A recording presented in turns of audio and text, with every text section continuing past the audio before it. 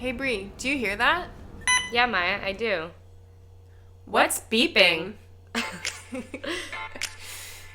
Hey guys, I'm Maya. And I'm Bre. And you're listening to What's Beeping, a nursing podcast.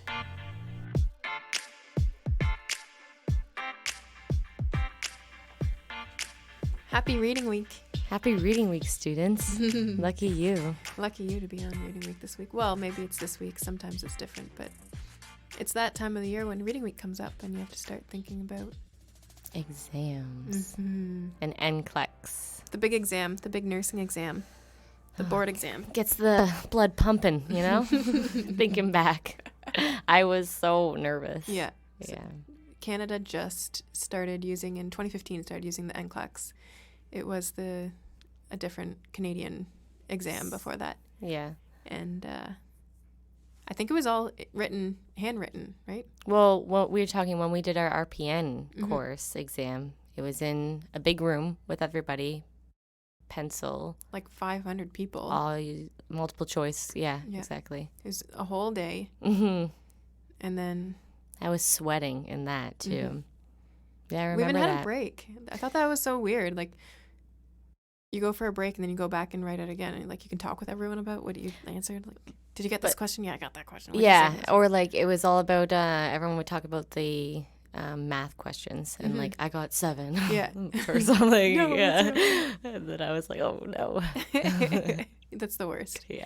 But now, writing the NCLEX, it's, like, anywhere from 75 to 256 questions or something like that. Yeah, there's a question bank. So the amount of questions that you get is based on how you're performing in the exam. So it's an intuitive test. You answer one question. If you answer it right, the next question that you get is going to be harder. And then the next question if you answer that question right, the next question is harder. Yeah. If you get it wrong, the next question is easier. Mm-hmm. So it constantly feels like you're failing because chances are you're getting every other question wrong. Right. But if you stay at a certain level throughout the exam, you're staying above a certain standard. Yeah, if and you you'll get pass. a certain amount right. Yeah. Yeah. So the length of your exam obviously depends on how you're doing, but it's all, you write it just in a little computer room, and like I had headphones. Oh, I remember being kind of like patted down. Like I did a self-pat, I think. Yeah. And like I had to show them my glasses, make sure nothing was written on my glasses, nothing was in my hair. They have a locker that you can put all your stuff in, and yeah, the Ziploc you have bag. to seal your phone up, everything. Yeah. You're allowed to bring medication if you need it. But yeah, I don't do well with those kinds of things, like airports and that kind of stuff, any security-based things. I am sweating through my shirt. You're afraid just in case you have like a bomb in your backpack or something accidentally? I did something terribly wrong before I came here. And it's just a big stress for me. And so that just added on top of the stress. Kind of for the RPN one was kind of fun because you're with your classmates. Yeah. And you all write on the same day. Yeah. But this one you schedule yourself. Yeah. So yeah, you have to first pay to get a code. Then you have It's expensive. Yeah. So to go through the process of applying just to write the exam. Yeah. And it takes a while to get that code. And then you have to pick your date. And then picking your day is so stressful because you want to give yourself enough time to prep for the exam. And people, I think, generally people gave themselves about a month. Mm-hmm. I think I gave myself 2. I gave myself a month. I just wanted to do it. Like the earliest date that was available, I just picked it. And I was like, okay. Bold. 4 weeks. Nope. Let's go. Nope. I was terrified. I think I wrote it at the beginning of August. No, that's when I had my interview for work. I think July, maybe. I have no idea it's all a blur. That whole time in my life. Yeah. I was so stressed. So preparing for it, I bought UWorld. So there's like an online prep test bank, basically, that you can purchase. And you can have it for a certain amount of time. And you have to say how many weeks you want to have it for, how many days you want to have it for. And they give good example questions that are similar to what would be on the NCLEX. And if you get it right or if you get it wrong, it'll have a rationale for each answer, which I found was very helpful because you learn so much while you're doing it. You're not just like answering. It's like, no, that's wrong. this is why it's wrong. And it showed you the text from, or the, what's that called? Where they got that information. Yeah, the reference. Sorry. Yeah. I used UWorld too. I think that was the most popular. Yeah. And everyone's like, dude, I got like a 40% on my UWorld test. Is that okay? But apparently that's like a 90% on the NCLEX. Really? Yeah. It's supposed to be really good. Yeah.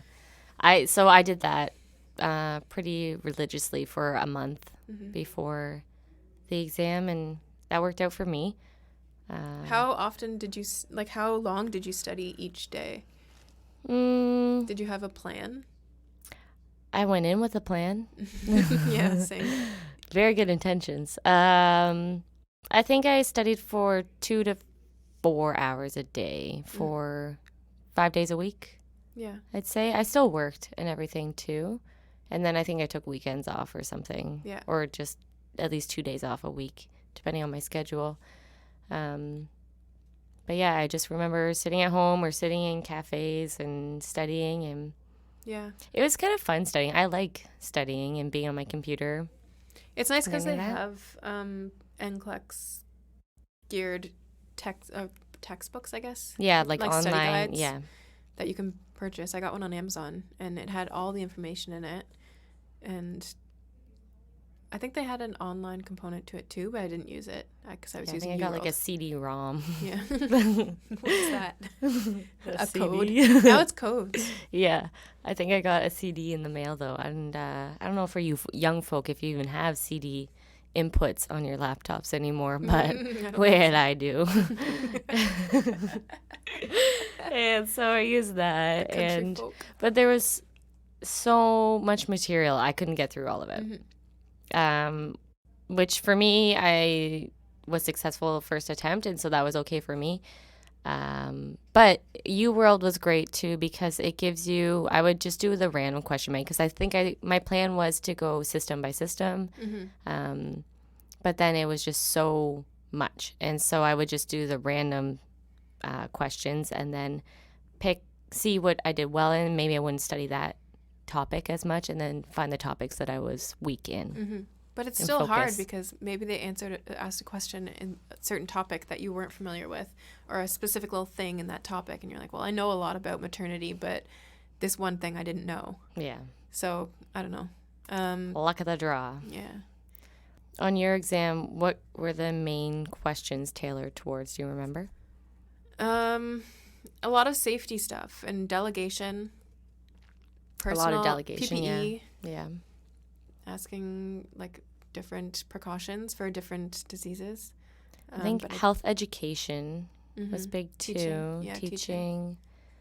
Things that you wouldn't necessarily think because. So, did you ever find the Kaplan study guide for like the NCLEX world? I forgot about that. Yeah. So like the laws of the NCLEX world. I forgot. Certain things are right in the NCLEX world, right, when you wouldn't necessarily, like, you'd apply them to your job, but while you're in NCLEX world right now, this is going to be what you're going to be looking for. Right. And I found those to be really helpful. They're like 7 videos or something like that Kaplan puts out.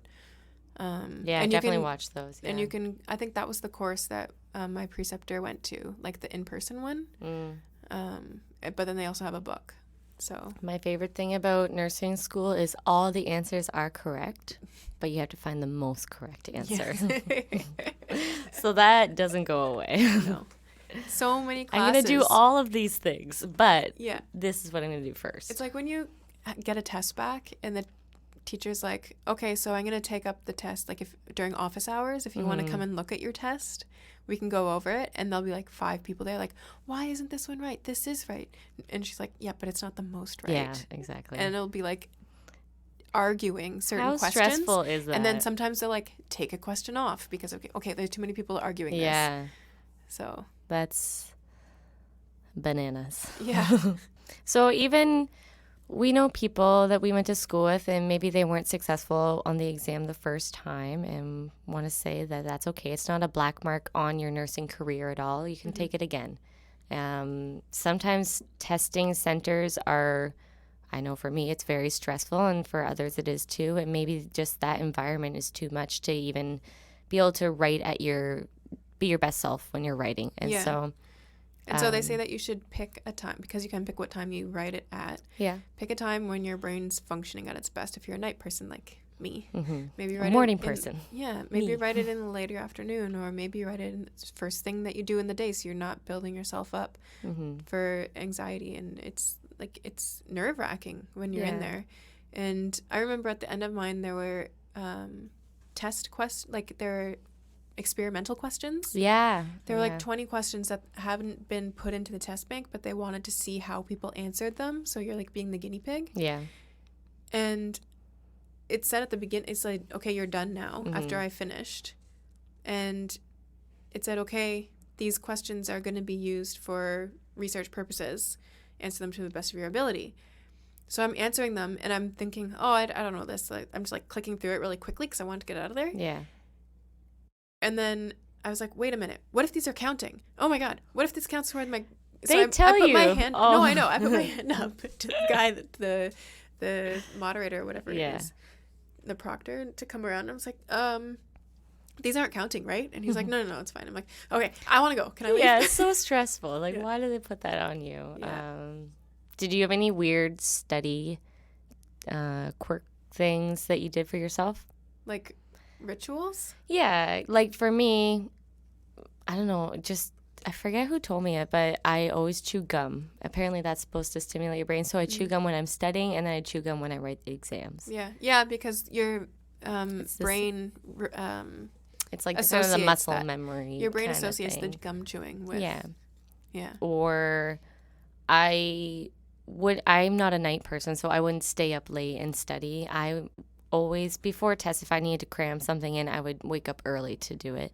But I always would get a good night's sleep. I can't write an exam on no sleep. No. And you're not supposed to cram before an exam, because you're supposed to have at least a full day of not studying so that your brain can process it, because you're not going to remember I don't right know away. if I did that. I'm sure I was cramming anyway. No, not I know that you would. People retain, do that all the time outside of class. What do you mean you know that I would? You're that kind of person. I know. I saw you before the exams. I would go to school at 5 a.m. just to it's just an anxiety thing because I am so anxious. I would think that I wouldn't be able to get to the test on time or something. And time is a very...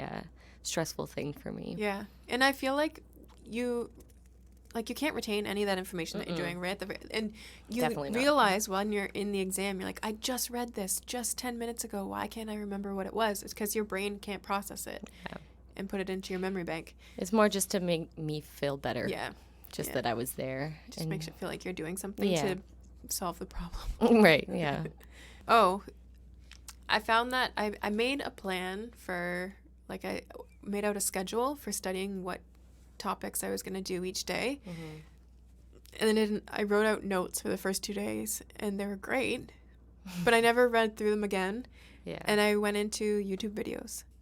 I watched so many YouTube videos from one account. Oh, really? You probably watched it. RegisteredNurseRN.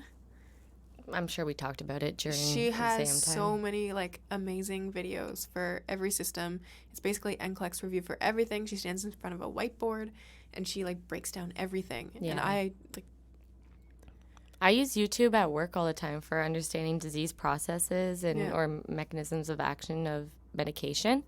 It's so helpful. And then there's animations with it and it's like explained episodes all the time. It's perfect. That's really good for my learning. Yeah, I don't know what people did before YouTube. You have to make sure that it's a reliable source, though, too. Yes. You don't want to be getting wrong information, obviously. But it's just a supplementary way of learning. Yeah, and not everybody can learn from books the same. So having different forms of literature is good. I also found it really helpful to get a study group. I don't think we ever studied together. I didn't do well in groups. No, I mostly solo study. I didn't think so either, but a friend and I would get together and book one of the work rooms, the study rooms, and there'd be a whiteboard, and we would just write down everything for pharmacology. So we would take one class of medications, proton pump inhibitors or Right. beta blockers or antibiotics, and just teach each other. So that way, if you don't know what you're talking about, it's going to come out, and you guys are going to ask each other questions, and you're going to look it up. Yeah. And it's so much more helpful, I think. It's easy to find out what you don't know when you're trying to teach somebody else, I think. Yeah. Oh, yeah, for sure. Yeah, that's a great way to do it. I think I did mostly solo study, but then would meet up with a few other students just to go over some things. But then I think for me, it stressed me out more. Mm-hmm. Yeah, because then you're like, oh, I don't know that. Should I know that? I know. It is stressful, and it's a necessary stress. Every school, whatever you go into school for, has exams, I guess. But just finding out what study methods work for you is important, and you don't have to change the way you do anything. Find what works. And like it's a big thing. It is. It's not the end of the world if you fail the NCLEX, but it's something that you should try, but don't break your back over it. No. You know, if you're not your ready, mental health is important. I know people that pushed it back. Like they planned for a certain day, and then they said, no, I'm not going to do it that day. I'm going to push it back further. And they took their time. Yeah. I have a friend that did that. They just felt too stressed and they weren't prepared enough. And they did perfectly fine. And I'm sure they would have with the original date as well. But, I mean, you obviously don't want to fail. But if you fail, you fail and you write it again. Mm-hmm. So don't stress yourself out too much with it. No. You should love nursing if you're going into nursing. I don't love exams, but... Maybe the NCLEX is the foreshadowing for your nursing career when you have a busy shift and you're trying to, like, manage everything. Yeah. And it's like, how am I going to get through this You get shift? good at time management with your studying, and that's, I think, a lot of nursing is time management. Mm-hmm. So, yeah. And you don't have a final score like with SATs and stuff like that. It's not like you have a final score. Right. You either passed or you failed. And then you get your license or you write it again. Yeah. Yeah, I don't think it took as long as the RPN results to be. No, it was very fast. I think it was like a week or two. Yeah, it depends on if you write it like on a Friday, then it like takes 10 the business days max or something. Yeah, I remember getting the letter at home, and I think I called my mom first or something like that, and then I wrote it the same day as someone else, and so her and I were messaging each other like, I haven't checked the mail yet today. Have you checked it? And she's like, no, I haven't. I'm too afraid to go downstairs. Did you get it the same day? No, I think she got hers a day later, but it was still like... That'd be terrifying. Yeah. When you get it, it's... a weight off, and then you get to work. Now you got to start working. Yeah, that was a big wait. I think because I was already doing interviews before I had my exam results. Yeah, and there's rumors, I don't know if there's any truth to them or not, about if you'd fail your NCLEX, like an offer will be taken away from you. I know that some people said... Mine was dependent on my passing. Yeah. Of course. Because I can't work without the license. No, I know, but were you allowed to rewrite it? If you failed it once, did you still have the offer if you just rewrote it? Oh. You have to wait, too, a certain amount of time before you can Well, mine was like a certain start date. Mm-hmm. So maybe they would... I don't think they were going to hold a position because they were only hiring for, I think, 3 nurses for that unit at that time. So another nurse would have got it. Yeah. But you can also get a temporary license. Yes. I did get that with my RPN, actually. Mm-hmm. Yeah, because I was working before I had my... results.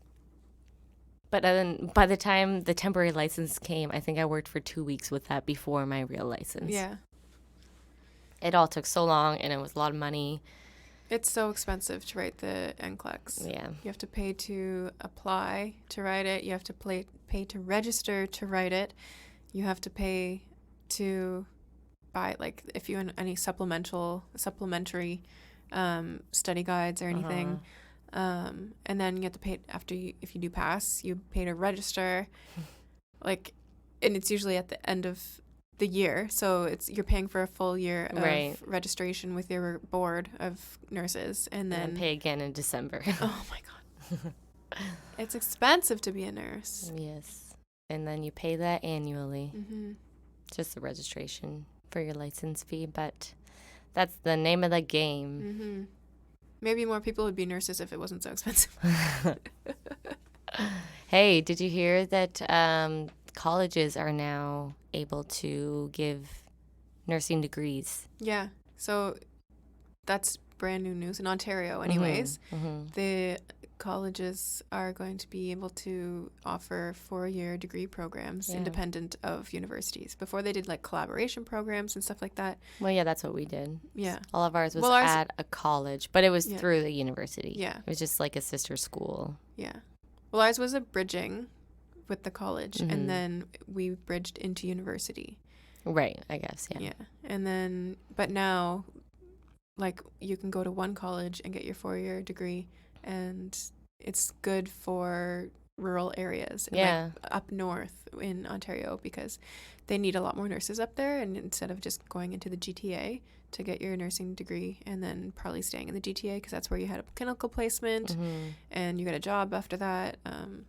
Yeah, I think that'll be really beneficial for the more rural areas. Yeah, maybe we'll see a big jump in numbers of nurses then, too. Yeah, we'll see. We'll see. Hopefully. Predictions. Yeah.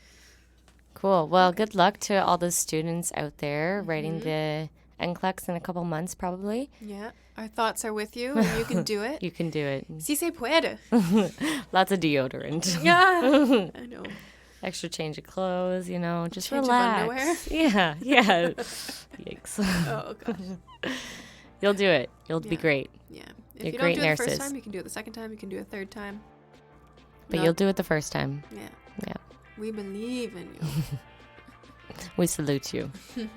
Nurses out. Thanks for listening, guys.